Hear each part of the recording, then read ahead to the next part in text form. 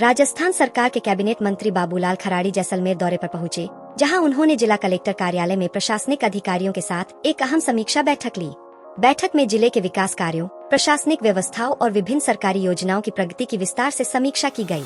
मंत्री ने अधिकारियों को निर्देश दिए कि योजनाओं का लाभ आमजन तक समय पर और पारदर्शी तरीके से पहुंचे तथा किसी भी स्तर पर लापरवाही बर्दाश्त नहीं की जाएगी। बैठक के बाद कैबिनेट मंत्री बाबूलाल खराड़ी बॉर्डर होमगार्ड जैसलमेर मुख्यालय पहुंचे, जहां जवानों द्वारा उन्हें गार्ड ऑफ ऑनर दिया गया। इस दौरान उन्होंने सीमावर्ती जिले में तैनात होमगार्ड जवानों से संवाद किया और उनकी समस्याओं को सुना। मीडिया से बातचीत में मंत्री ने बताया कि अल्प वेतन, डीपीसी, विराम भत्ता और होमगार्ड के नियोजन को लेकर राज्य सरकार सकारात्मक कदम उठा रही है और जवानों के हितों का पूरा ध्यान रखा जाएगा। देखिए, आज विशेष तो कोई प्रयोजन था नहीं। हमारे यहाँ पर होमगार्ड की कंपनियां जो सेना के साथ काम करती है, बॉर्डर के जो जिले हैं उनमें 4 कंपनियां हमारी है।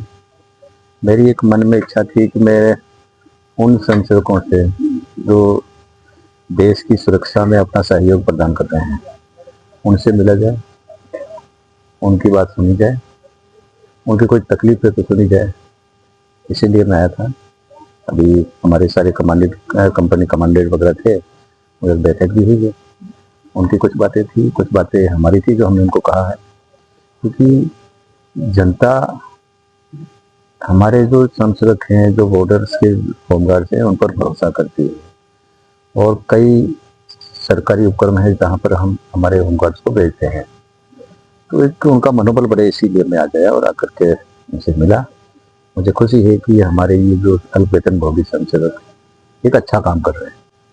देखिए, डीपीसी जो स्थायी हमारा कर्मचारी है उनकी होती है, उनकी समय समय पर डीपीसी होती है। अभी हमारी डीपीसी हुई है और बाकी और भी करेंगे। हमारे कुछ जो होमगार्ड से संचालक है उनकी कुछ समस्या है। वो कहते हैं कि हमारे 58 साल की उम्र में हमको रिटायर कर दिया जाता है, हमें कोई लाभ मिलता नहीं है, तो हमारी उम्र बढ़ाई जाए। वो भी एक इनके विराम भत्ते का इशू है, तो कुछ जगह हमने चालू किया, कुछ जगह और भी हम चालू करने वाले हैं। देखिए, वो कई इशू हैं, वो सारे विषय हमने लिख लिए हैं। माननीय मुख्यमंत्री से कह करके उनको बजट में प्रावधान करके उनको मिले ऐसा। देखिए, जब ये होमगार्ड का जो कंपनी के विषय में जब सरकार ने जब इसके विषय में सोचा, युद्ध के समय में हमारे जवान सब लड़ते थे तो उनकी मदद करने वाला कोई नहीं था। उसी को लेकर के ये हुआ भाई कुछ संचालक ऐसी तय किया जाए ताकि वो कम से कम उस समय उनकी सेवा में लगे रहे। और उसके कुछ नियम बने तो उसी नियम के अनुसार ये चल रहा है। और उसमें केवल संचालक शब्द है, और जब संचालक शब्द है तो वो केवल सेवा के लिए है, सोम की प्रेरणा से। इसलिए वो अभी इशू थोड़ा सा आगे का है, तो सोचें।